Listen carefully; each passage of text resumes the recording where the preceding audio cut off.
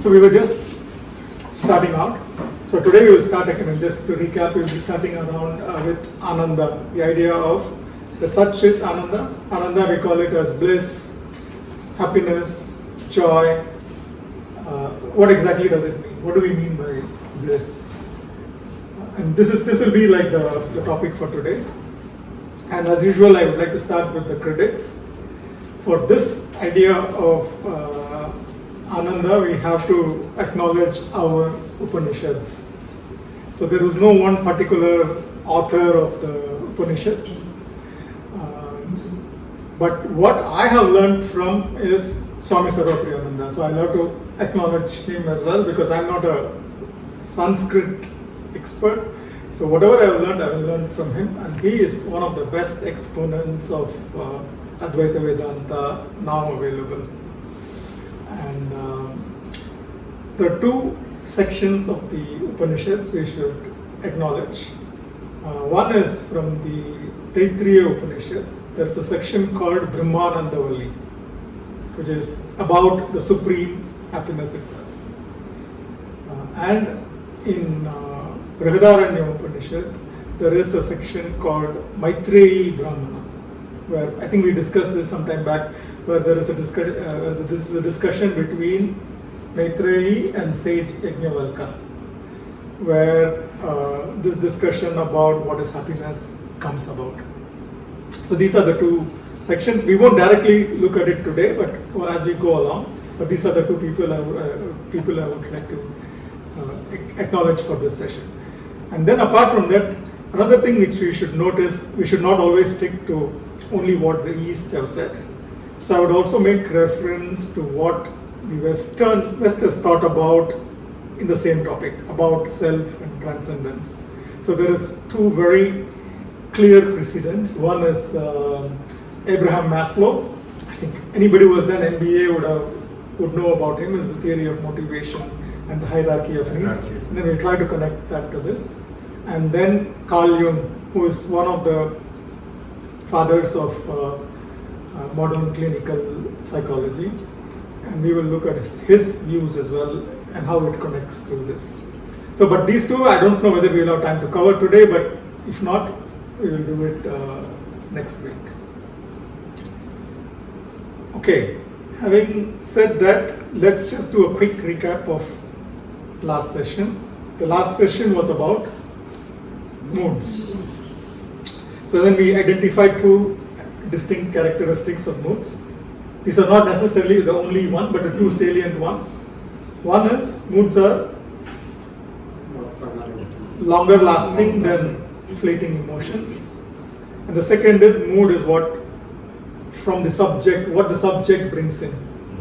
Then we had this example of we wearing red tinted glasses and looking at things and it looks red, whereas the color of the object itself is the red, and then we look at it. So that one is the equivalent of an emotion, whereas us wearing red tinted glasses is the mood. And then we also had our nice analogy of Dilwale Dilwale Re Jayenge, in which we had the Raj and Simran going through different moods and emotions, and we were asked two questions actually. We left the last session with two important questions.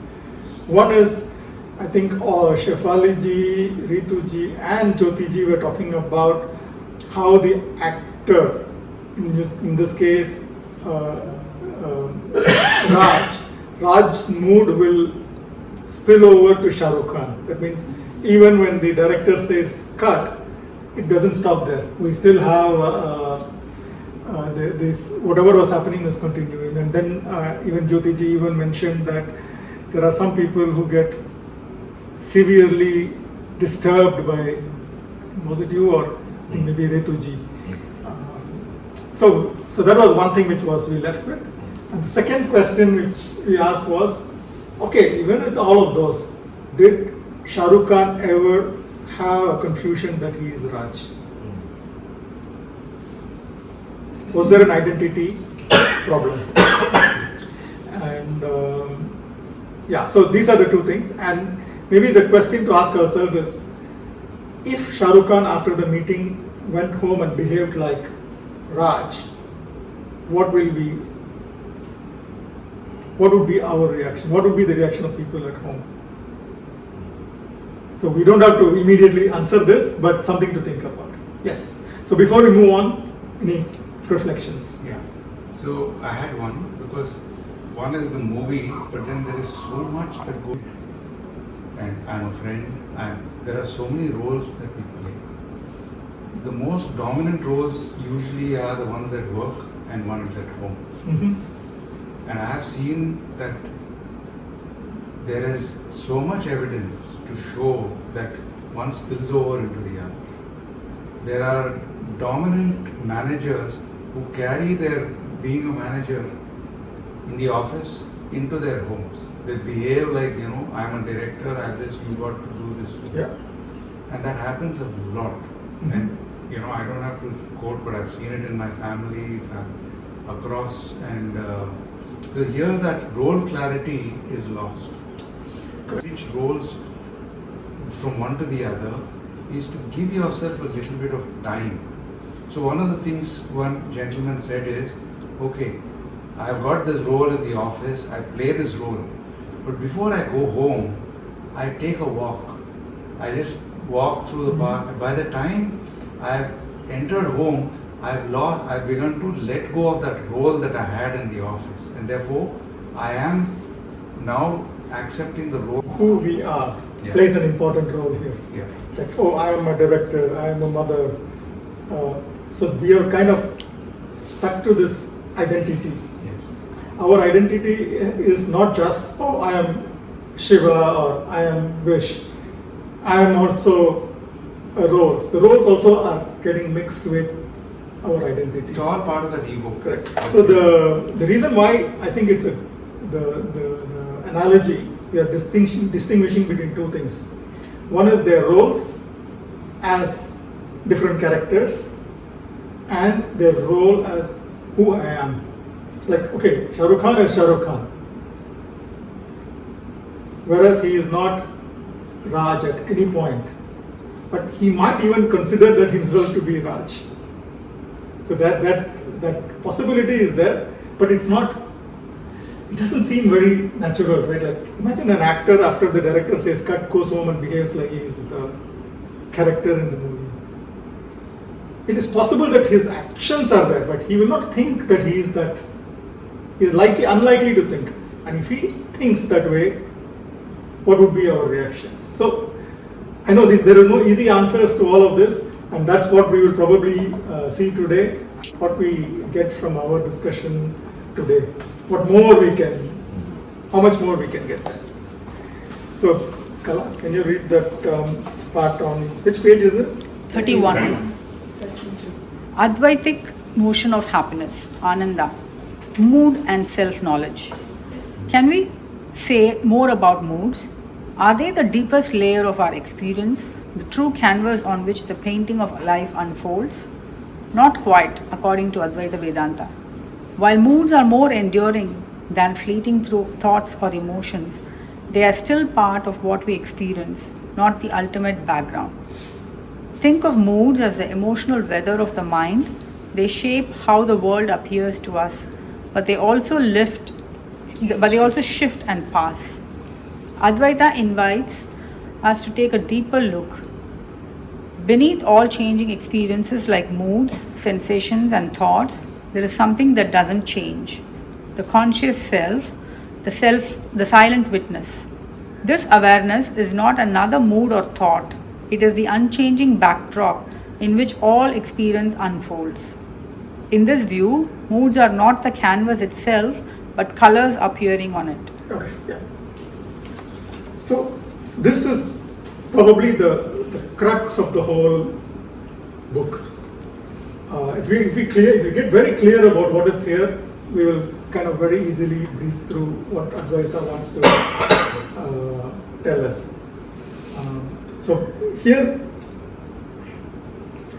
in our sky and clouds example, we were talking about the sky, then we were talking about the different emotions, like the dark cloud here or the bright cloud there and so on.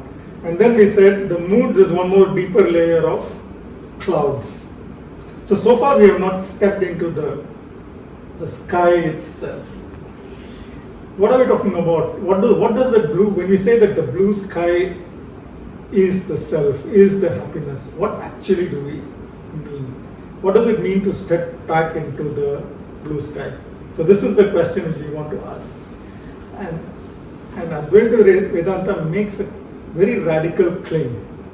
The claim is that sky, beyond the moods, beyond the emotions, all those are roles and contents appearing in consciousness, whereas you are the consciousness itself, that which is aware.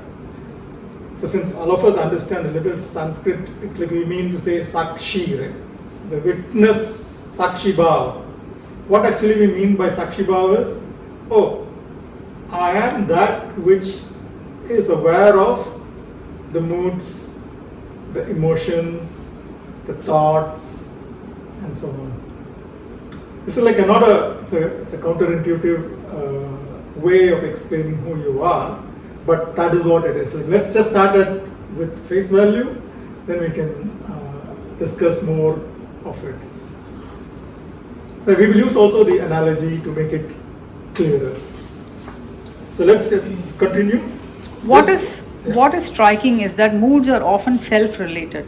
They are deeply connected, sometimes consciously, but more often subconsciously, to how we see ourselves. Consider a few examples. Anxiety. Even without a clear threat, a background unease persists. Beneath it lies a self-view such as I am in danger. Euphoria. We feel elated without knowing why underneath may be the belief I am wonderful. Serenity. Peace remains steady despite outer stress, reflecting I am at peace. Depression. Life may look fine externally, yet a heavy sadness or hopelessness lingers. The inner belief might be I am unlovable or I am worthless. Irritability. Small things trigger disproportionate frustration, often underpinned by I am being wronged or I am thwarted.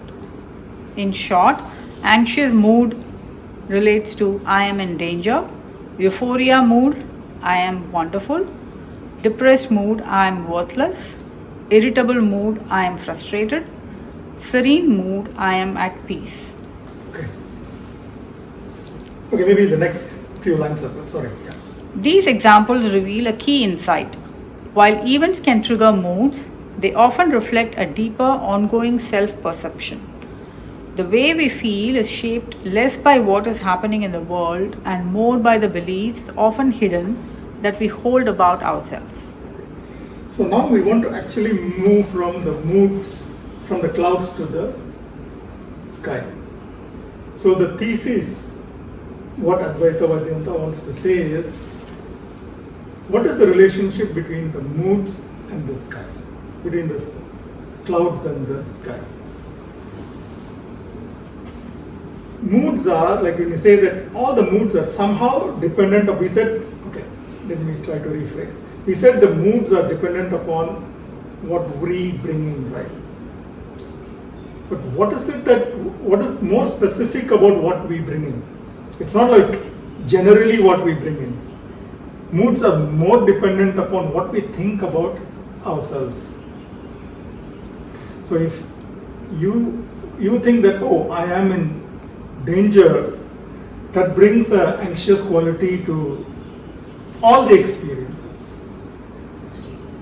If you think that you are like useless, unlovable, like then that probably brings a certain level of sadness and depression. I'm not telling that all depressed people are somehow consciously depressed or something like that. I'm not at all making that. I'm just trying to say that at the root of depression there is some level of feeling of worthlessness. I mean, it's something to do with I am worthless. I am in danger. or you feel angry when you say that I am being wronged. There is some injustice to you or to the causes that you care about. Something related to the self, and then there is a perception that there is something happening to that self, then that colors the mood. So this is the connection which they want to make. Any reflections on this? No, it's very true. True, but it's also very complex. But it also what you believe is who you are. Also, it's like, for example, I'm a Hindu, I'm a Muslim. Somebody there is massacring Muslims. Somebody is massacring Muslims. I feel a personal loss there. Yeah. Is that much of a, because I have adopted being a Muslim means all my Muslims are brothers or all my Hindus are my brothers, and therefore I'm being impacted by it. So my anger comes from somebody else, 20,000. You identifying as a Hindu or a Muslim Yeah. is resulting in some injustice being done somewhere Affecting for you to feel. my mood, Yeah. my emotions, my moods are impacted by something happening somewhere else. Correct. So this is the idea which how our idea of who we are Yeah. affects everything that is happening. At least our perception of Who we are. everything happening. Our idea of who we are, whether conscious or subconscious, colors our experience. So Yes, moods- it also holds to say that if you are able to change your beliefs, then your thinking about or the impact of what is happening from outside the world will diminish. Absolutely, yeah. That is the whole purpose of this, yeah. So so this is not that intellectual or anything. Okay, of course you need to think through this process. But once you know what is happening, then you know what can be done or changed about it. And it's not easy. We all know that how our own self-perceptions are so embedded, Deep-rooted. yeah, and deep-rooted. Yes, so deep. But at least we know. But let's just now bring this back to our analogy, where I think Jyoti ji said there is somebody like Guru Dutt. He, as an actor, he got so deeply into his roles that he became severely Depressed depressed and committed suicide. and committed suicide. Okay, let's just take that story as correct. It may or may not be that, but that's not important to us. Let's say that was the case. What has actually happened?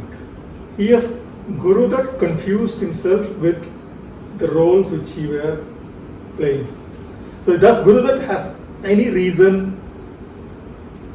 good reason why he should identify with his roles? We should identify, sorry. Is there any good reason for Guru Dutt to identify with maybe all the sad roles which he was Maybe they were a playing? bit autobiographical to start with.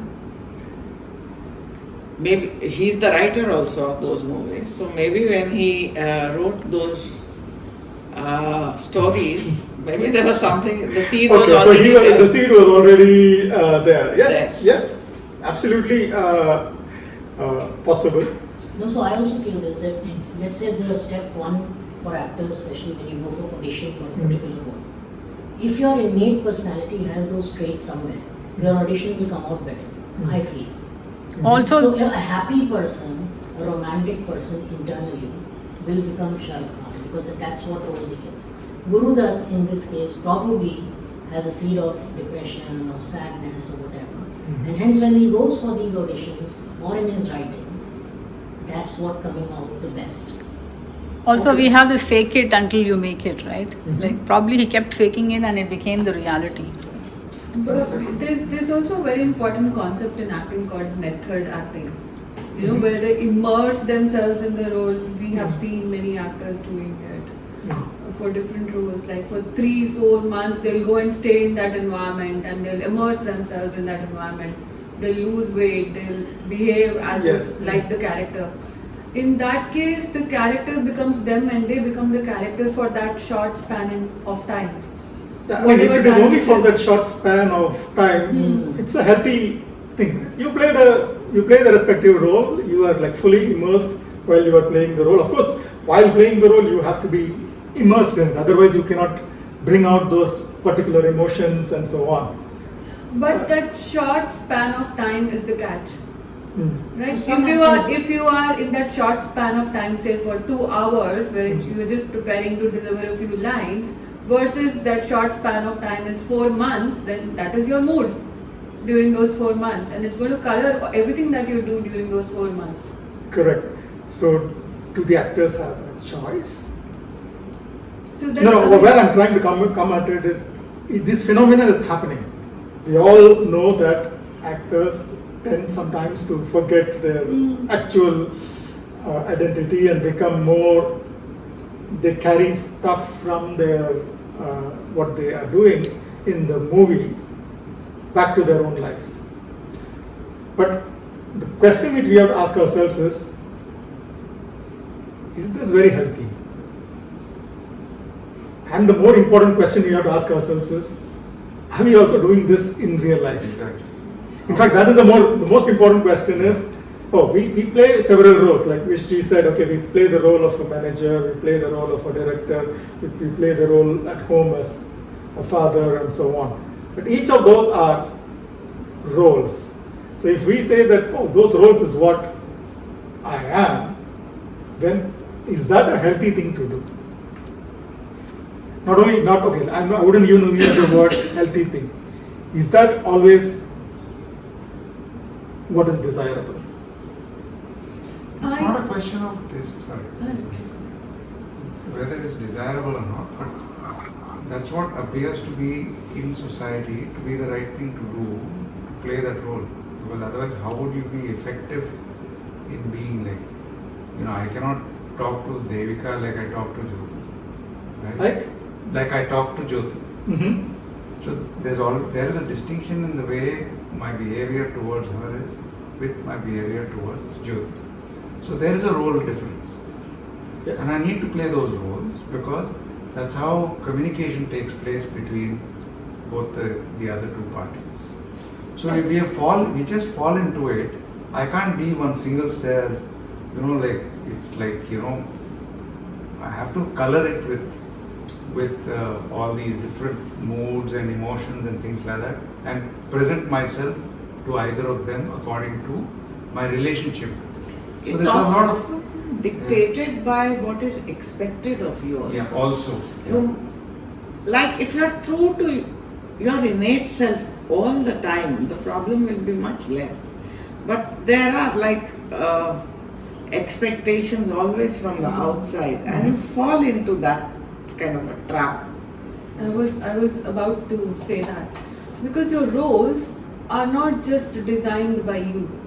If you're a mother, there's a whole lot of societal expectations that come. Your role as a nurturer, as a mother, becomes so important that we have seen multiple examples. These days we see so many short reels which come where a mother is just doing something on her own. A child comes and disturbs her. For example, she's in an office meeting online.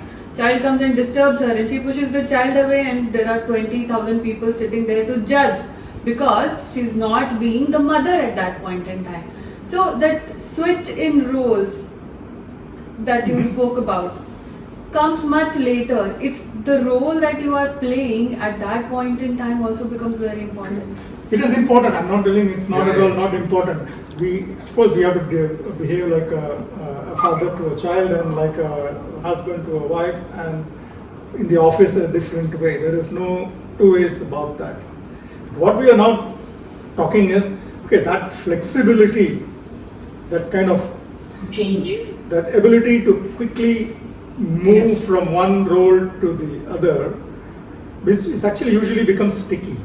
That means one role, by the time we finish this and go there, like we have that kind of a psychological flexibility, let's just call it cognitive flexibility. But it's very beautiful if it can be done smoothly.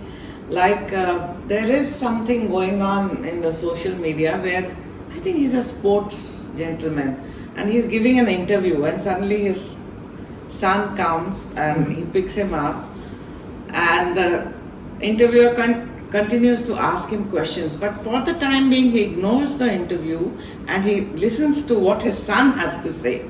And he just kind of gives a signal to the interviewer that just a second, and listens to him, pacifies him, and then gets back to the interview. So the smoothness with which the role changing is done is very beautiful to watch. When Not everybody can do that. Not everybody can do it, in a true. daily.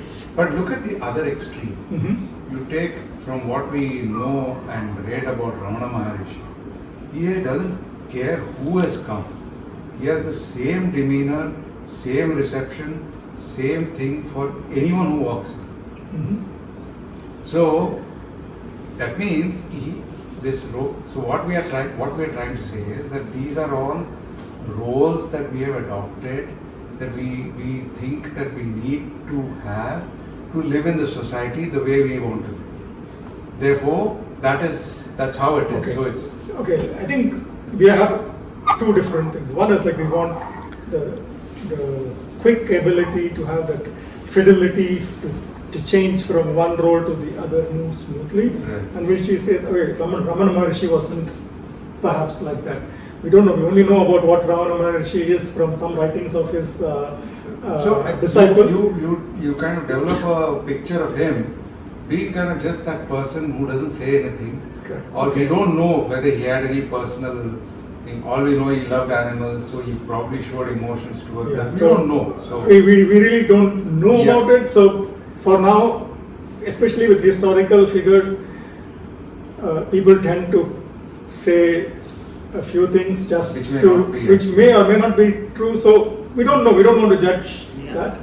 So, but more importantly, for our purposes, we'll compare the two options. One is like you are able to move through the roles with ease, or you get stuck with one and mix around these roles and then get frustrated by the office and then bring that to the to home and so on. So let's just compare these two options for now before we go to the Ramana Maharishi's state of bliss. state of bliss. Okay, so here I say that I'm not a manager. I'm a father, or I'm not a father. You know, it's actually these are all wonderful, fleeting, right? So fleeting that means moments. what we think we are makes a lot of difference to what is going on. It means like when you're unconsciously thinking that you are the father while you're talking to your manager, then you're not actually playing there's a role confusion. There's a role confusion. The moment you step out of that role, let's say you're talking to a subordinate and then you have to talk to your boss, for example. I think the role switching is easy because you know, or the structure is such that it makes it easy for you. But there are points when you don't want to let go of that role. I think it is that it's that state of the mind which actually makes you carry that role. So I think we have to tell ourselves that I'm not this. If you are able to say I'm not this at any point in time, I think role switching becomes easy. But the transition between I'm this and then you say I'm not this and then to go on to the next role, I think has to be very smooth. Actually, I want to give one analogy. In Java programming language, there is a construct called switch.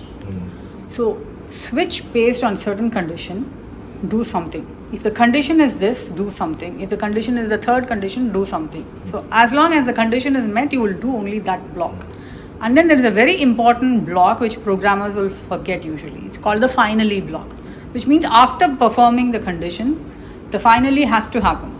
That means after switching, you have to do something finally and then come out of the block to make the program consistent with the way it has to function after that point. So probably that's what we forget to do. We don't come to the finally block and unwrap and go back to the other processing maybe. Nice. Okay. Maybe I think it's good now to introduce this idea. Okay, this is actually the problem. Like I think all of us have discussed the problem statement really well. Now we all know what we are talking about. The Advaita Vedanta's view is, okay, all of your roles, father, mother, husband, manager, whatever, all of these are the clouds. You are making a confusion between your roles and your identity.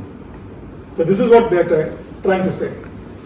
We can contest that and so on, but for now, let's just say what it is trying to say is, you are that which is aware of everything which is going on. The awareness does nothing, it just is aware, period. So if you have a role of a father, the awareness is, you are the awareness temporarily assuming the role of father, and then temporarily moving from there to being a manager, from there to a social worker, whatever is. So there is no real need to switch our identity from, oh, I am father, I am like this problem which we just discovered of switching of who you are from each one interaction to the other doesn't actually exist, because you are always the witness which is doing this, and then the roles keep changing and you can still perform very well on the roles. So there is no confusion between the role and who you are. Or to put it in our analogy, if Shah Rukh Khan has no confusion that he is Shah Rukh Khan, that means it is very clear that he is Shah Rukh Khan, regardless of what happens to Raj, he will be fine. So this is the idea which is being said. So the Advaita Vedanta is asking you to be yourself. That means that's where this book, yes. But what about the self-criticism which goes on? Like, for example, okay, we do switch roles, but then there is some voice at the back which says, oh, you are not doing this role very well. And you need to change yourself. What about that? That is also a role. That is also a content. That is not awareness. That is not awareness. Right. So this is okay. This is a very, very subtle point to note. So as we are living life, we have a mental commentator all the time telling, criticizing it, judging it, and so on. That is not you, the real you. That is also a role. In addition to it's the a other layer behind. Yes, one more layer behind, the layer behind the clouds, which we don't even aware that cloud is there. Yeah. So we want to go even behind that to see clearly what is going on. Another way of looking at it is really understanding that is awareness. The very fact that it will not and never will sit in judgment about, oh, you're doing this right or you're doing this. It won't do any of those things. Nothing. That means if something like that comes, then it's not awareness at all. So that's one thing that we need to keep in mind, is that it's not going to, it's just aware. So anything that has this thing of, oh, you're not, anything this is again a construct of the mind. Correct. So everything which the mind, anything which you can say, Sarva Priyananda says this way. Oh, whatever you can point out and say this, then that's not you. Whether it's like the judger, the actor, what do we call as the bhokta bhav, the enjoyership, that's not you. You are the witness of the enjoyer. Karta bhav, the one who does, that's not you. You are the witness of the actions and the doer. and the judger and everything. This is what the idea you want to see. Actually, I want to complete that Java thing for whoever listening if they're curious about it. So in Java, there's something called a Java runtime engine which executes the programs. So all the switch statements I said is only what the runtime engine would do on certain conditions. But the condition is not the runtime. The runtime is always there on which these conditions happen and they execute. So probably that's the analogy. Yes. Yes, Shefali. By what we are talking and how we are discussing this, we are all we are in compartments from birth to now. I'm just thinking, do we even know who we are, self-origin? Because you have a role to play right from 1 year old. Mm-hmm. That's Or what maybe- we're exploring. That's what Yeah. we're actually exploring. So maybe some of us don't even know what is ourself. All of us, I think, don't know. Yeah, I mean, that deepest, I mean, So, and is that what you're saying, that unless you know your canvas or yourself or your style, happiness doesn't prevail? yes. unbroken. It's not what I am telling. This is what the Upanishads are telling. I'm not telling that is we should take whatever is said in the Upanishads as authority, because here we don't want to assume anything, but there is a good logical reason, and it is something which we can also experience on our own to verify. We don't have to just take it on faith. We can start with that faith and then try to do some meditation and understanding it and so on. But you will have to get to it on your own. But how? There should be some tools, right? Yeah. The book is saying, what is Ananda? And we'll discuss that and say, so how do we relate that to who we are? So it's a process of inquiry that probably takes, you could say, not only one lifetime, but many lifetimes.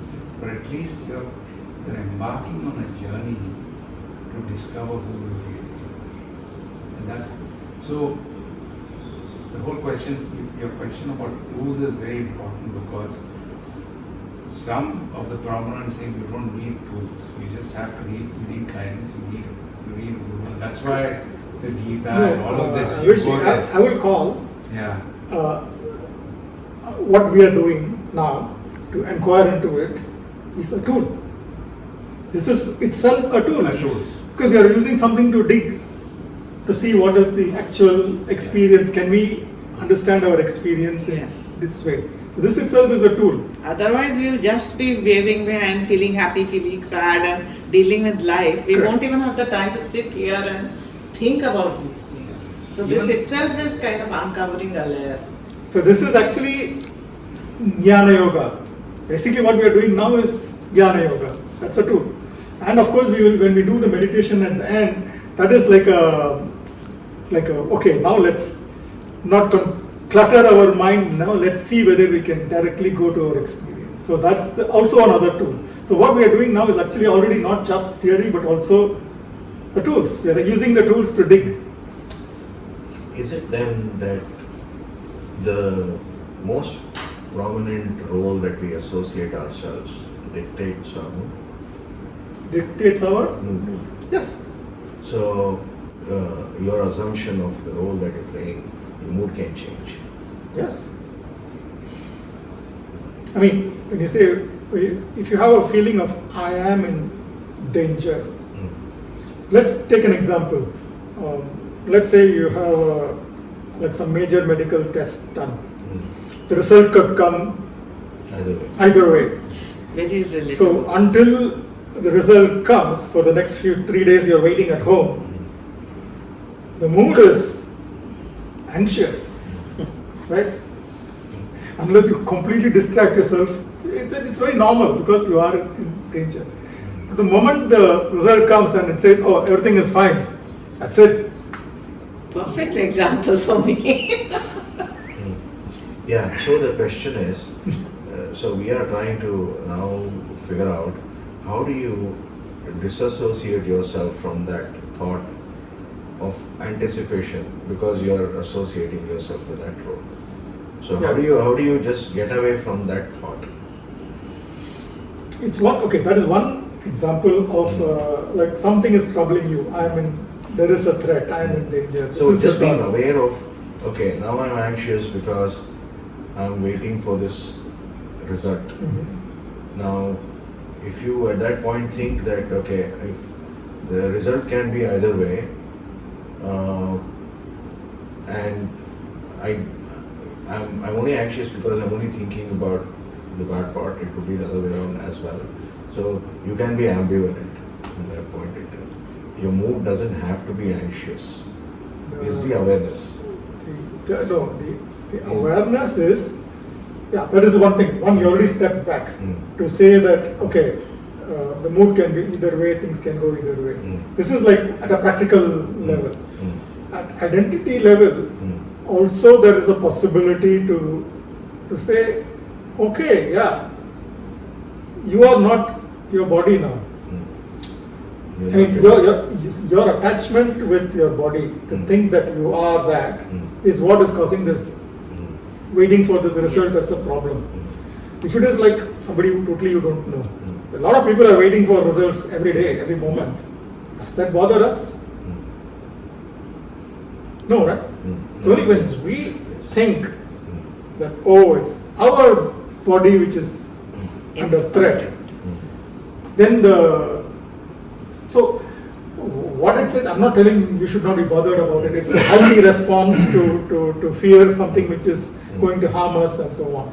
But just to be aware that what is the mechanism, what is happening behind the scenes.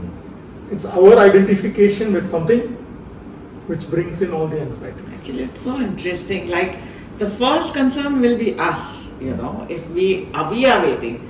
Next layer is parents, then friends. Like, you can see how it keeps diluting itself till you come that there are hundreds of people in the world waiting and.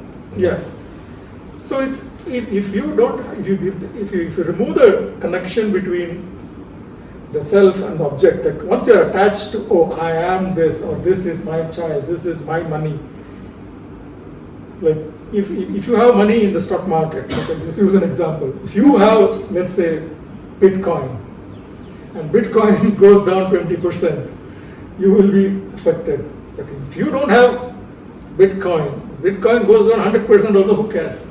Extending that example of the Bitcoin, say for example, now if Bitcoin is the only thing that you're holding, then up and down movement of that will really cause you a lot of anxiety. Like if somebody else is holding, a lot of excitement.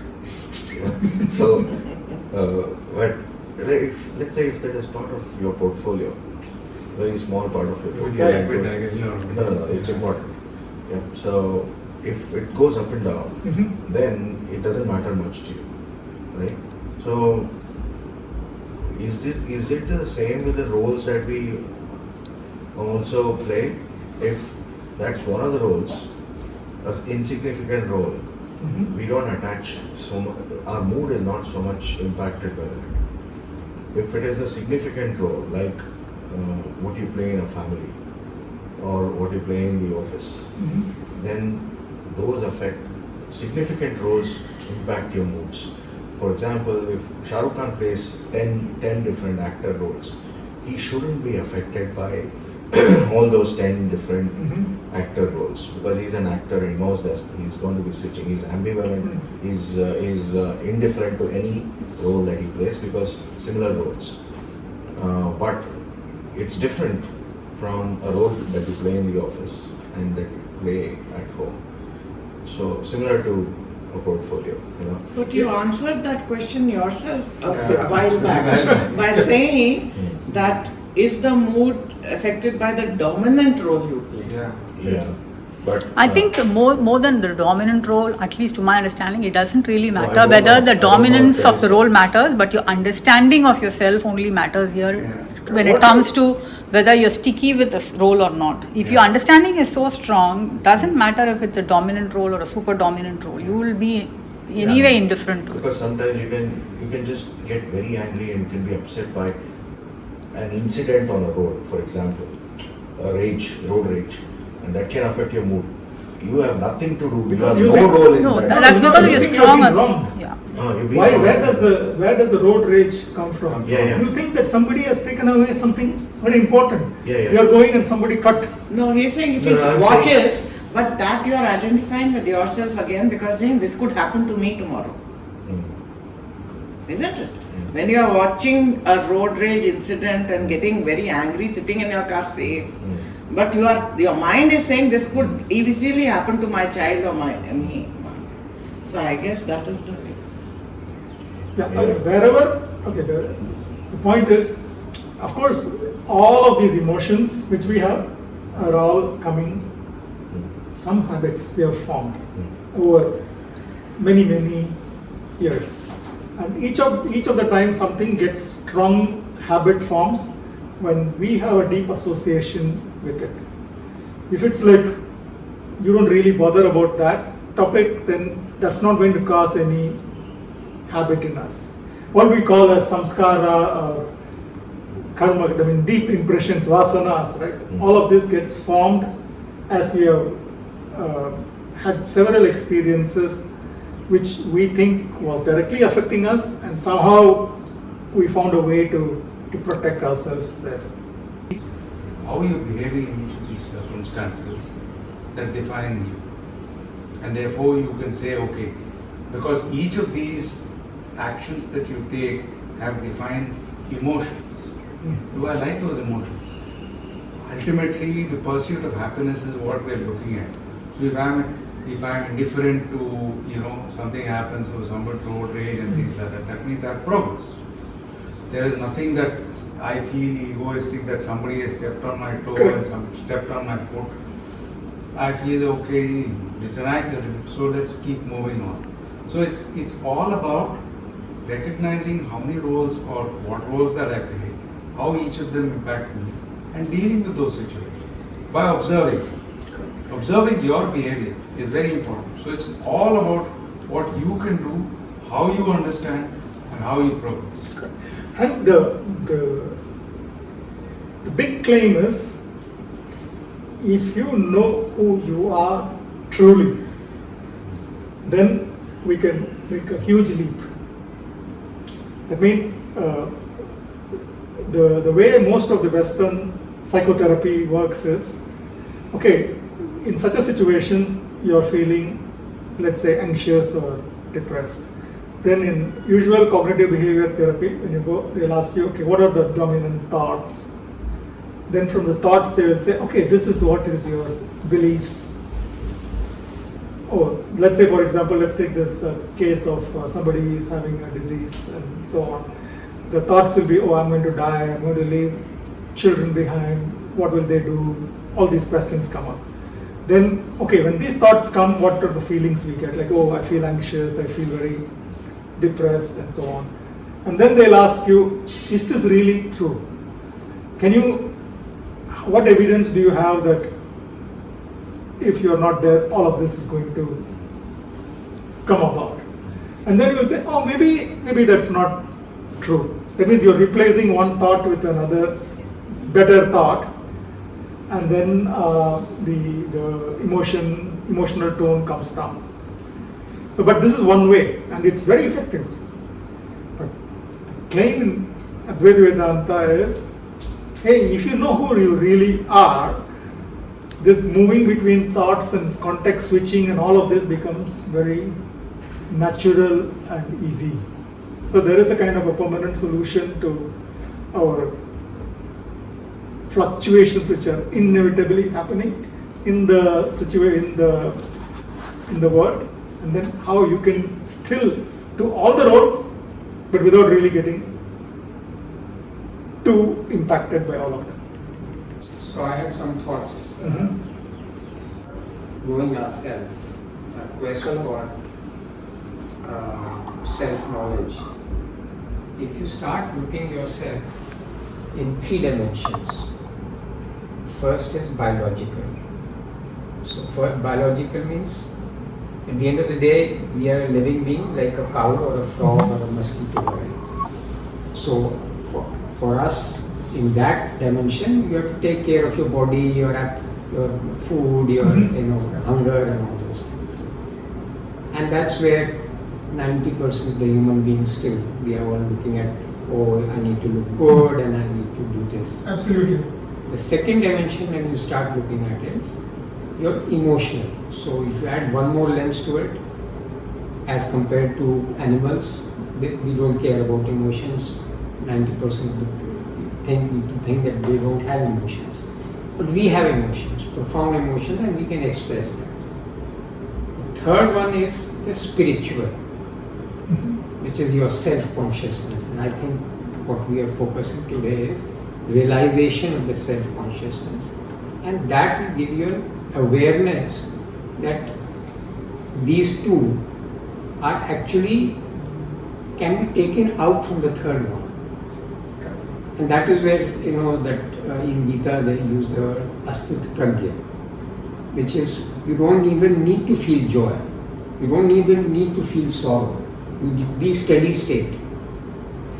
And that is the third one. So our quest should be, how do we go to the third one? But the first step is self-awareness. If you don't have the self-awareness of all these, then how do you go to the third step? Correct. Yeah, I mean, something very similar you also said in terms of 3 layers. We are talking about sky and the clouds. So it's the layer which we say, which we call as the self, is actually the sky. This is the big claim. It's not that there is a self which is there as one of the clouds, and first we become aware of that, and then we go to the cloud, to the sky. Here we're kind of telling everything that you can be aware of is not you. Anything which you can point and say, oh, this, whether it's a thought or an emotion or anything, all of that is content.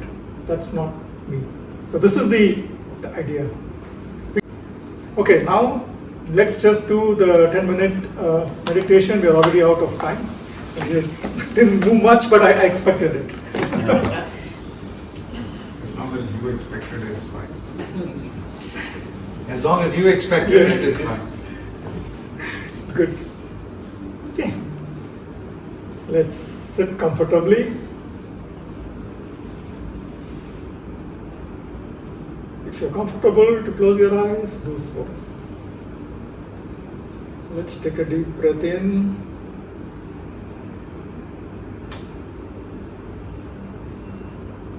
And exhale.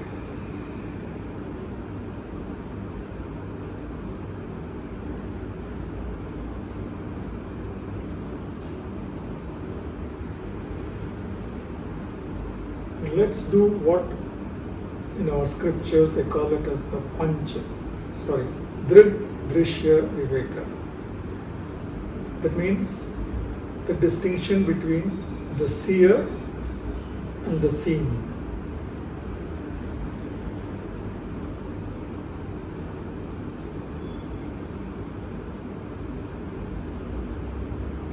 Become aware of the sound of the air conditioner.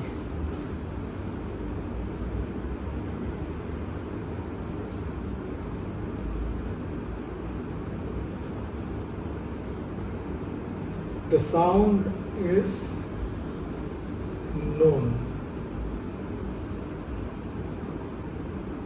and you are the knower.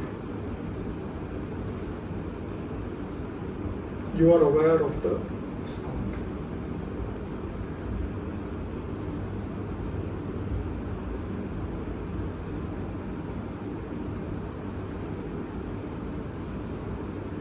Now become aware of the weight of your body, the touch where the body touches the seat.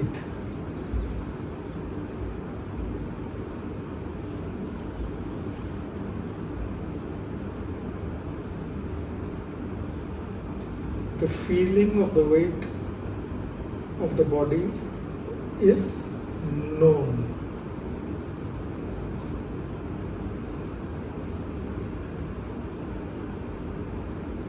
And you are the knower.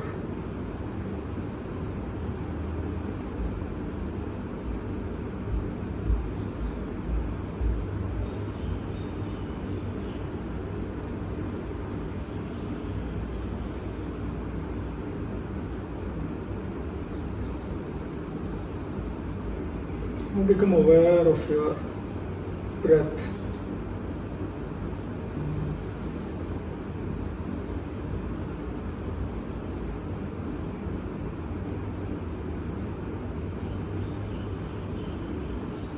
Notice that the breath is happening by itself.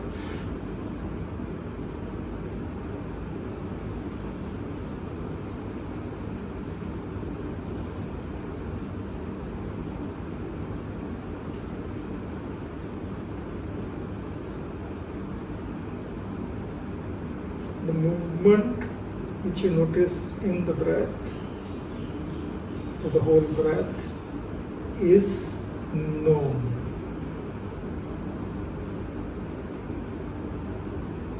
And you are the knower of your breath.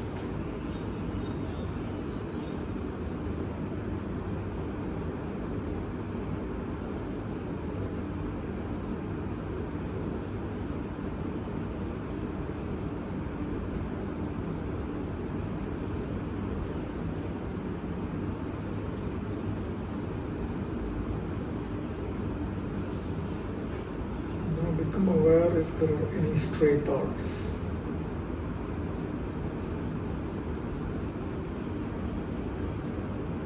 Every time you hear my words, you're making some ideas in your head. Just become aware of your thoughts.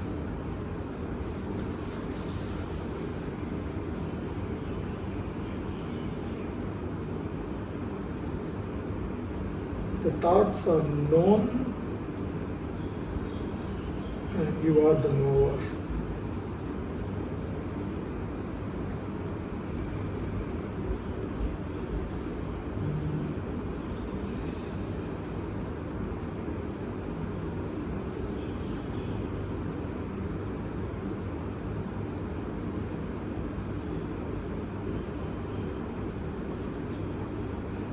Notice your dominant mood in the background.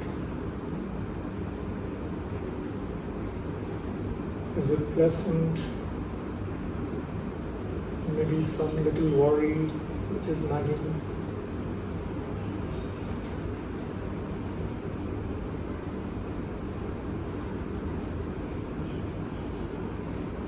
The mood is known.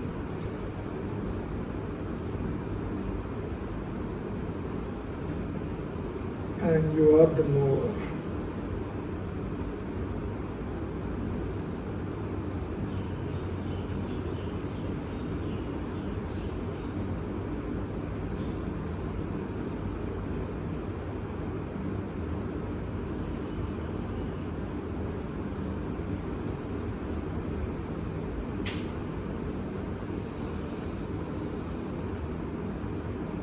So now you become aware of the whole range of your experience. The external sounds, my voice, your bodily sensations, thoughts, emotions, moods. All of this is known, and you are the knower.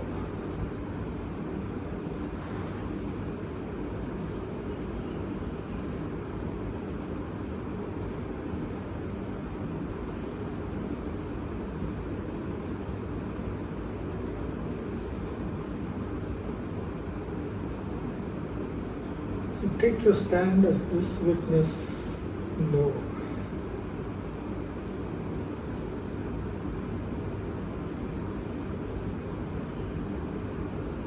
Then let's spend the next few minutes just observing everything that comes in and out. We don't need to judge anything as right or wrong.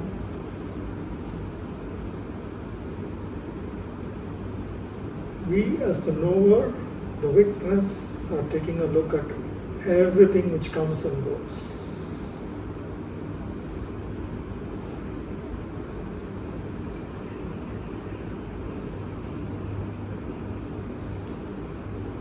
If the mind wanders, that's totally fine. just become aware of it and come back to the witness.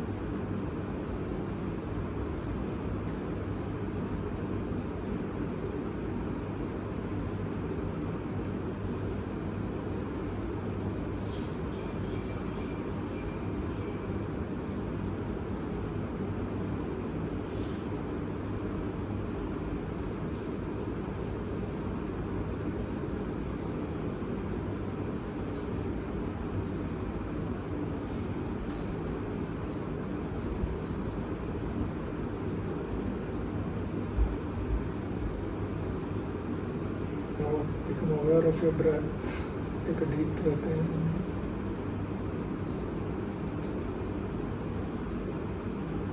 And exhale.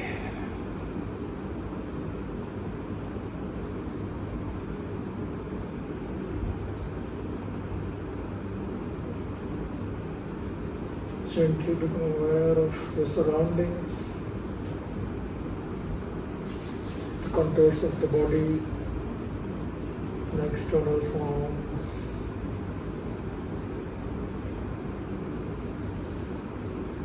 And when you feel comfortable, you slowly wiggle your fingers and then open your eyes.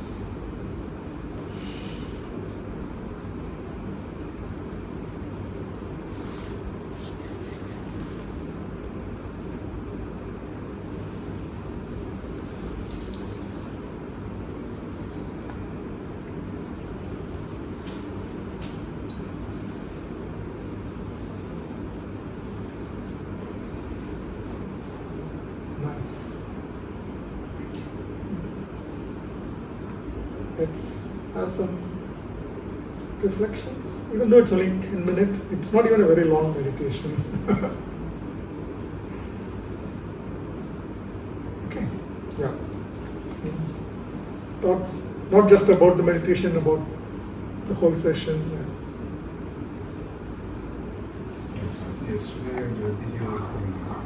Yesterday Jyotiji was saying the very complex area, and it turned out to be because to navigate yourself through all of this, recognizing these issues, it's not easy.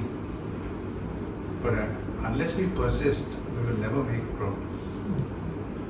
So it's a self-inquiry that has to take place right through the day. I said that. No. You said it's going to be very complex. You were not aware. She added a few layers on that. No, because she was reading it and then she said it's very complex. Oh, page 34, I was finding it a little complex, yeah. Read it, and then when I looked at it, it's something that's it'll take time It to is- navigate. Okay, okay, I wouldn't say it is easy, but it is at the end of the day, it's actually going to simplicity. Yeah. It's not, we have to actually cut through complexity and come to the really Right. simple thing. So that's the difficulty is actually in cutting through the complexity. All our assumptions is what it makes it complex. And there are many people who will view it in different ways. It's all fine. I'm not telling this is the only way, but this gives a method to understand our own experience. And it has been quite time tested with Ramana Maharishi, with the entire Upanishadic systems, not just only in the East, also in the West, in Meister Eckhart, and even I would think Sufism is also something similar in the contemplative traditions. Buddhism, Far East, yes. Build on what Vishji was saying. Unfortunately, we have entrenched ourselves so much in this more Maya ki dunya. Then it is becoming more and more complex to find ourselves, to find the ultimate. Correct. Which was not that complex in earlier days when it was a part of life. You will go and look for peace at the end of the day. Now we have another layer of experience, right? Our mobile phones and the social media, which is also another layer we have added on to our own self. And the AI. But when we see Yeah. Okay. Thank Thanks, you so much. Satyan. Thank you so much. Coffee? No. None. Okay. Thank Great. you. Thank you so much. You know, this thought, we say this too shall pass. We apply it to a situation. If we just apply it to the roles that we play, I think is more probably useful. Yes. You got This to- too shall pass. Saying it is not the thing. Feeling it and living it is far more important. Yeah. So how can we do that? It's a very, very good statement. They should. Obviously, all Yeah. these are transitory. You yourself are what we Yeah. believe who we are. At this point, at this is point, also transitory. is also transitory. Yeah. So, I'm just saying, we consciously think that, okay, this situation will pass. I think we should also think this role shall pass. Yes. Yeah. This I think role- that is one big step back. Is Yeah. it this too shall pass, or this is not even real? Yeah. No. So- It's different ways of looking at it. Yeah. So, this, I feel our traditional way of doing things is whatever the layers that we are talking about, AI or social media, we know the way of getting out of it. Mhm. We know, right? When we are involved in something which is really interesting to us, we keep everything aside and we're only focusing on that. And our traditional way of doing things, where they divided entire lifetime into 4 segments and said, you do this during this time, you do. If we just tell ourselves that this is my time, like when you are a young parent, for example, I come back to parenthood because that's a role which we carry forever. From the time you become a parent, you carry that role until the end of your Actually, life. I'm supposed to drop it at one. Yeah, so exactly. So if we just know that while I have become a parent, I am in this grihastha ashram. Once my kids are old enough to take care of themselves, and they are not to the point where they can earn for themselves, when they are old enough to take care of themselves, my responsibility ends, and then my responsibility tapers down, and then I move on to the next ashram. Now, when people used to go to Vanaprastha because they wanted to focus on themselves, this identity, Yes, this absolutely, self comes only during that time, and I think all of us in that are We are all Vanaprastha long either ago. in that stage or reaching that stage. We are Vanaprastha physically and age-wise, but I don't think we are letting go so easily as it Yeah. used to You see, happen. people still working till the age of 80, 90, they don't let Yeah. go. Why? So if You we know could what? just- So- Even so- kids, we are still, Yeah. so worried, oh, Manu ke paas kapde honge. It's like crazy. No, I mean for the engagement. And it's absolutely normal to. No, we have think those- it's normal. Actually, it's not. That's what she's saying. If we followed the tradition, then we would be transitioning from one role to the other automatically. But the fact is that we keep clinging on to our old roles. and Vanaprastha then- actually means preparing to go to the forest, Forest. Forest, yeah, and then ultimately sannyas. which is very different. Which means from we what- should be actually disposing of stuff in the house, getting detached from the kids, doing the self-inquiry seriously. None of which is really happening. Okay, but if you really look at it, okay, my personal take on this is, yes, that gives us a template, but that template worked very well in a particular time. True. But for current world, But mentally we can still follow that construct. It doesn't mean we have to go to the forest. We probably cannot find a forest to go to. No, but what I was reaching towards was that we feel that because everybody is doing it, so I must also then it's immerse normal. myself into this. If I just take a shift in my thinking and say everybody was also doing brahmacharya and grahastha, and why can I not do that? Yeah. So it's like you said, no, you can call it a leap of faith, or you can call it a leap in your belief, or leap in your understanding, or whatever. It's entirely up to you. But since we as human beings always look for safety in numbers, then why not look at safety from that angle? That is my premise, and I'll tell you why I'm basing on that, because a few days back I was listening to some podcast on Mahabharata, and we always say, you know, how intelligent Parikshit was. The moment he knew that 6 days and he started getting into Bhagavad. She said, if you are told, you know that you have a finite lifetime of say 60 or 70 years, you're still not into it. If somebody comes and tells you 6 days, you'll think, oh my god, what all do I have? What all do I need to Malcolm says eat? you Start have- with that. Okay, all my favorite dishes, Exactly. places to go, people to visit. Not really. I mean, I'm feeling personally. I Okay. don't think I would be looking to complete my bucket list at that point. Would you? Probably to an extent, yes. Okay, Probably Monday I'll time drop- आ गया तो let me go to. So we will fleet between that sense of extreme mania and extreme depression. Depression, I agree with. Probably many people will drop their baggages, like, okay, let me not hold grudges, let me not, that But doesn't matter anymore. Dropping your baggage is one part of it. Will you get into depression? Oh my god, my life is going to end. It is okay. One example I can bring is the NDE. People who have experienced near-death experiences, invariably, predominantly they come back more or less as a changed person. That means they come back with not so Priorities much change. clarity. Greater appreciation. Priorities Priorities change. have changed. Yes. Very recently, I had asked this question to Amritari, if you have 7 days. I asked a lot of my friends, Yeah, I was about to say. So you were in a social and you will not believe everybody's answer was the same. Uh-huh. They would still cling on to Mohan Maya. Acha. I want to spend time with my grandchildren. I want to spend time fixing my finances. So nobody talked about spirituality or trying to achieve for And you can't everybody. blame So them. this should partially answer your question that we are already thinking of. My question is actually very basic. This few things that, I mean, I've read this before.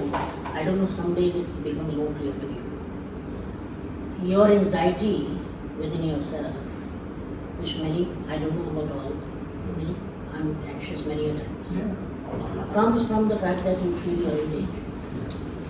Now, if I have to think who It I comes from because you think you are in some danger, in danger. Yeah, okay. whether Yeah, it sure. is physical or mental or Yeah. emotional or whichever state. Now for me, today after reading this, we identify that if you need to achieve happiness,